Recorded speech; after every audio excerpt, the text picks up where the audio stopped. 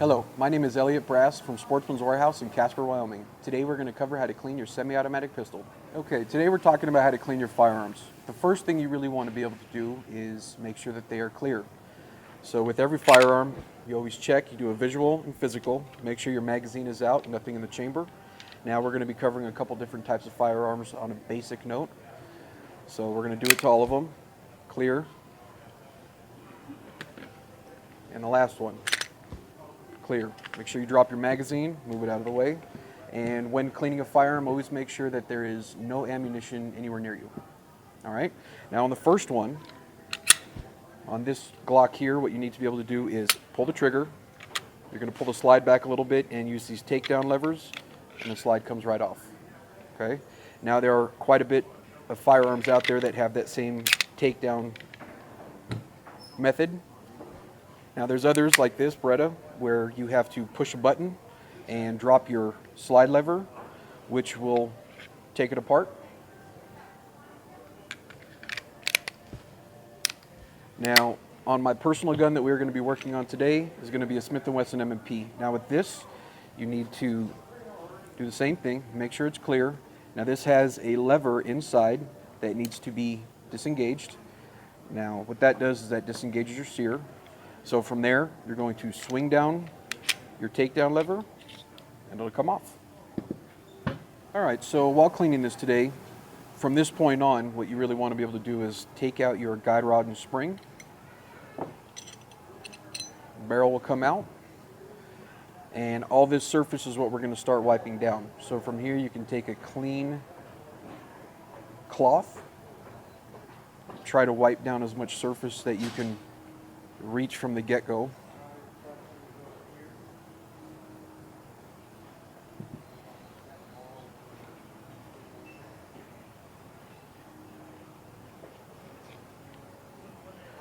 Anything you can't reach, some Q-tips do wonders. Today I'm using the M-Pro 7 Tactical Universal Kit, which I like tremendously,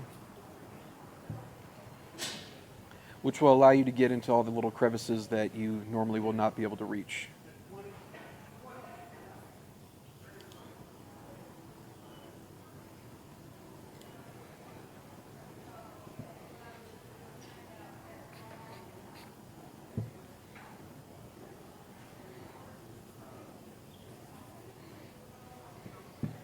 Sometimes using the cap for this would actually give you a little bit better area to dip your Q-tips in.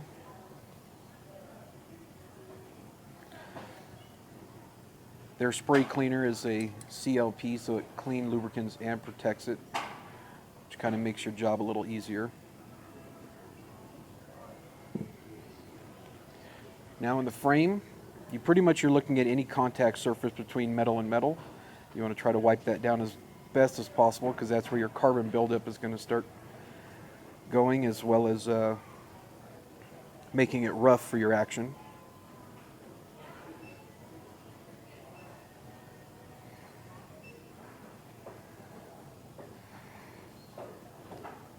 Every once in a while, once you get your basic wipe down, take your larger rag, try to wipe off large surface areas as best you can.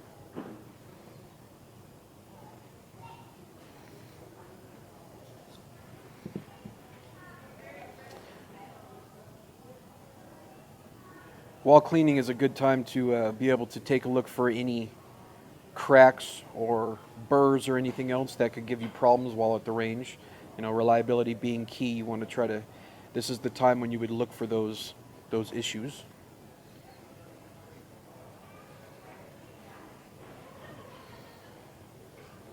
All right, now on your guide rod, this is doesn't need a lot, just kind of a basic wipe down on it.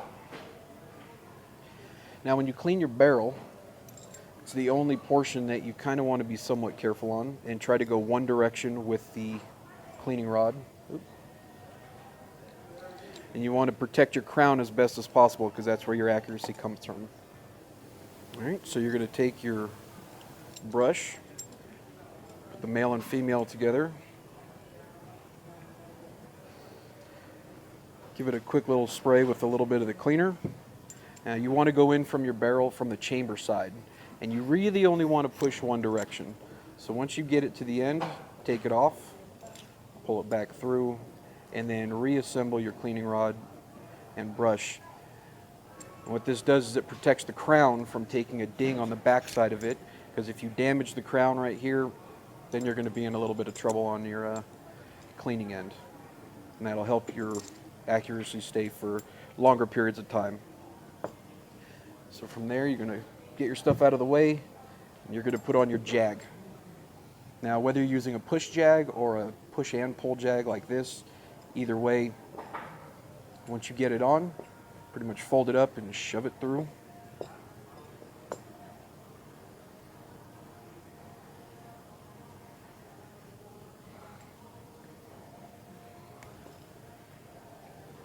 Same thing, you're going to go from the chamber end, and on this one, because it is so fine, you can go both directions just to make sure that you're cleaning any of the carbon buildup that you might get from shooting.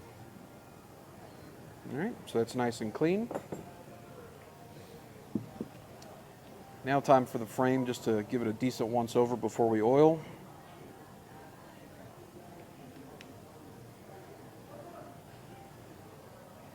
Okay, so now we're going to go into oiling this. Now, there's two different ways of going about this here. You have your normal oil, or if you have a special oil that you really like, you can get applicators similar to this with the needle nose. You can get the plain Jane empty ones that you can fill yourself from the fishing department. And it allows you to get to the hard to reach areas. Now you're going to want to consult your owner's manual for how much oil to put and where. All right, that's going to be a big thing, and by doing that, it will make it so you will not over oil and keep it in the proper locations. Now on this particular gun, you're going to put a little bit on frame rails.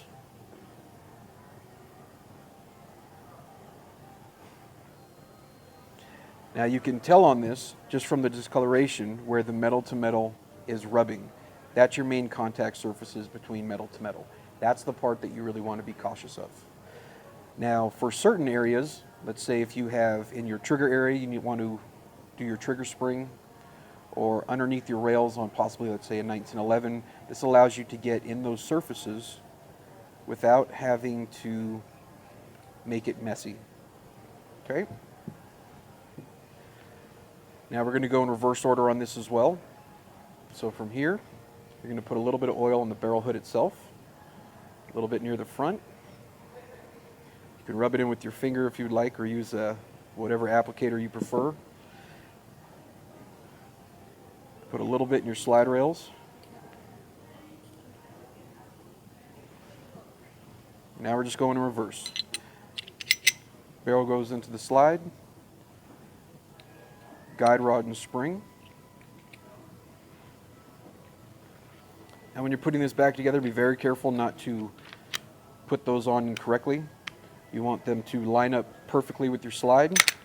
You're going to lock it back. Pretty much any model that we've talked about today, it will go on just fine.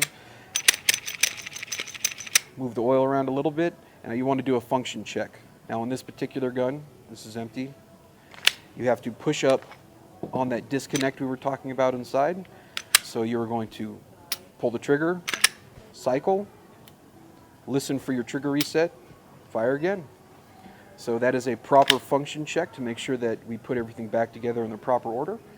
And from there, your gun is clean. Thank you for watching today. This is Elliot with Sportsman's Warehouse. If you have any questions, feel free to take a look through your owner's manual to make sure you're doing everything correctly, or give a call at the store and we would be glad to help you. Thank you.